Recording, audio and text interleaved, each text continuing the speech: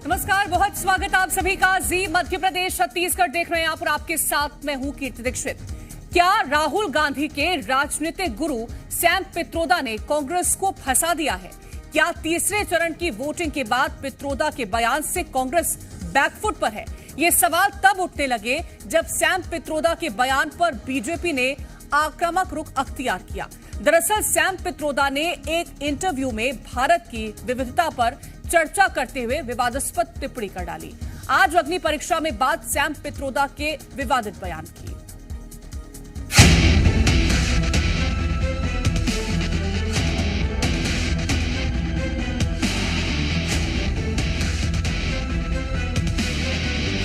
People on east look like Chinese, people on west look like Arab, people on north look like, maybe white, and people in south look like Africa. मेरे देश के अनेक लोगों को चमड़ी के रंग के आधार पर उन्होंने इतनी बड़ी गाली दे दी। सैम पित्रोदा द्वारा भारत की अनेकताओं को जो उपमाएं दी गई हैं वो बिल्कुल गलत है, दुर्भाग्यपूर्ण है और अस्वीकार्य है, बिल्कुल अस्वीकार्य है।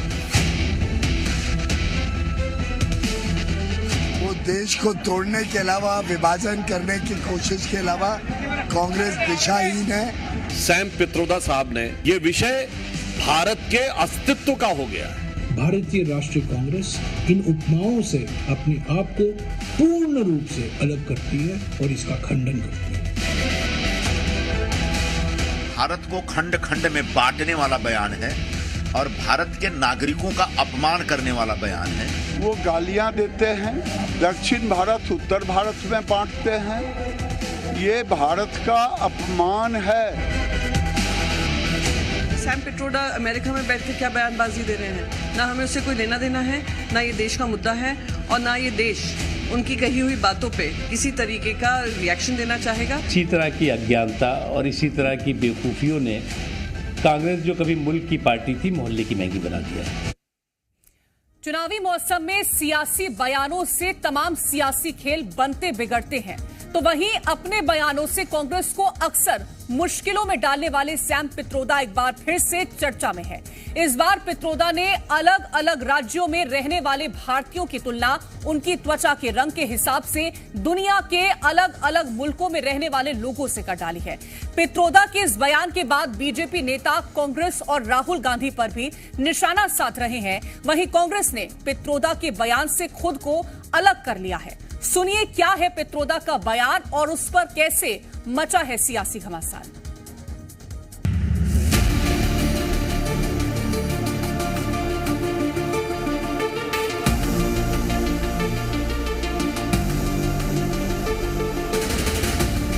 People on east look like Chinese, people on west look like Arab, people on north look like, maybe white, and people in south look like Africa.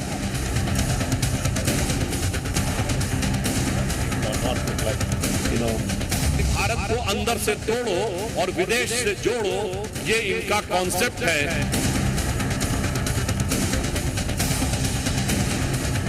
अब मैं समझ गया कि राहुल गांधी इस तरह से अनाप शनाप क्यों बोलते हैं।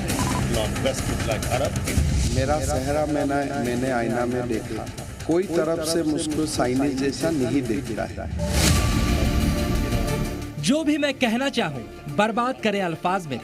इंडियन ओवरसीज कांग्रेस के प्रमुख सैम पित्रोदा शायद आज घर में बैठकर यही गीत सुन नहीं रहे होंगे तो सोच तो जरूर रहे होंगे।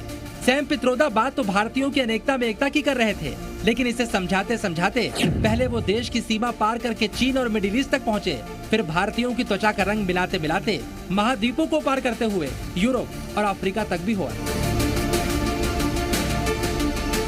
चुनावी सीजन में राहुल गांधी के करीबी माने जाने वाले सैम पित्रोदा के इस बयान से भारतीय राजनीति में भूचाल आ गया। We could hold country together as diverse as India, where people on east look like Chinese, people on west look like Arab, people on north look like, maybe white, and people in south look like Africa. Doesn't matter. We are all brothers and sisters.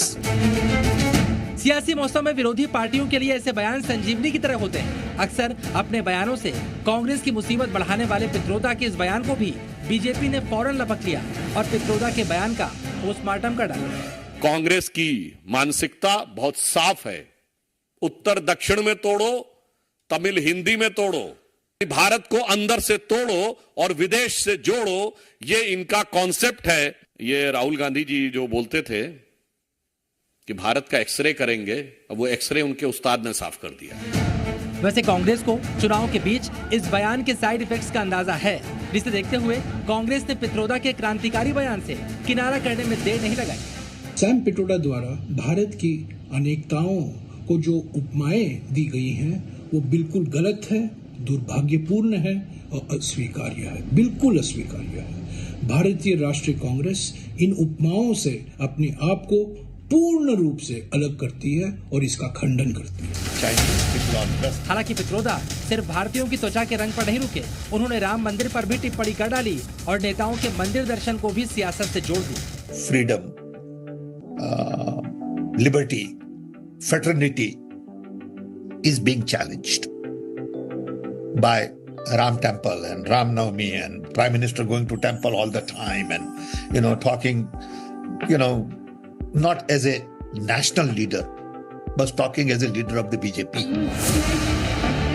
जिस चुनाव में राम लहर को भी एक मुद्दा माना जा रहा है, उसके बीच पित्रोदा के इस बयान के लिए भी वो बीजेपी के निशाने पर है।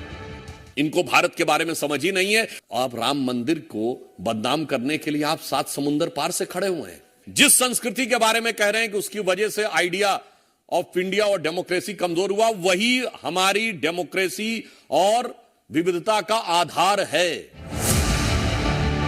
फिलहाल विरासत टैक्स के बाद सैम पित्रोदा ने एक बार फिर से बीजेपी के हाथ में मुद्दा पकड़ा दिया है। कांग्रेस ने बयान से किनारा तो कर लिया है, लेकिन कहा जाता है कमान से निकला तीर और जुबान से निकले शब्द वापस नहीं आते। ब्यूरो रिपोर्ट, जी मीडिया।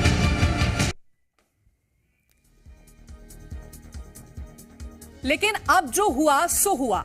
अब देखिए कैसे सैम पर सियासी संग्राम छिड़ता हुआ दिखाई दिया है।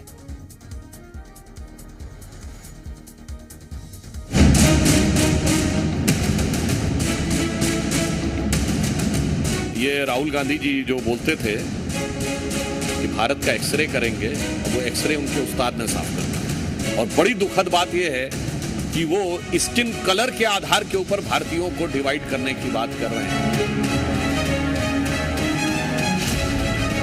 सैम पित्रोदा द्वारा भारत की अनेकताओं को जो उपमाएं दी गई हैं वो बिल्कुल गलत है, दुर्भाग्यपूर्ण है और अस्वीकार्य है। राहुल गांधी के एडवाइजर हैं। अब मैं समझ गया कि राहुल गांधी इस तरह से अनाप शनाप क्यों बोलते हैं। ये उनके बौद्धिक गुरु हैं और उनके बौद्धिक गुरु अगर इतने बुद्धिहीन हैं तो समझ सकते हो कि उनके शिष्यों की हालत क्या हो सकती है। सैम पित्रोदा जी क्या मैनिफेस्टो कमेटी के मेंबर हैं? क्या वो स्टार प्रचारक हैं कांग्रेस पार्टी के? सैम पित्रोदा अमेरिका में बैठकर क्या बयानबाजी दे रहे हैं? ना हमें उससे कोई लेना देना है, ना ये देश का मुद्दा है। राहुल गांधी के गुरु और कभी वो गालियां देते हैं, कभी दक्षिण भारत उत्तर भारत में बांटते हैं। राहुल गांधी को, सोनिया गांधी को देश से माफी मांगना चाहिए। दक्षिण भारतीयों के बारे में टिप्पणी करना, रंग को लेकर के वो रेसिस्ट रिमार्क है। उत्तर भारत के लोगों को अरबों से मिलाना, ये किस प्रकार का हिंदुस्तान, किस प्रकार का भारत इंडिया बनाना चाहते हैं, हमारी समझ से नहीं। ये खूबसूरती है इस देश की। यहाँ पर विभिन्न जो समाज के लोग, विभिन्न धर्मों के लोग, बीजेपी का काम है उल्टा लेना।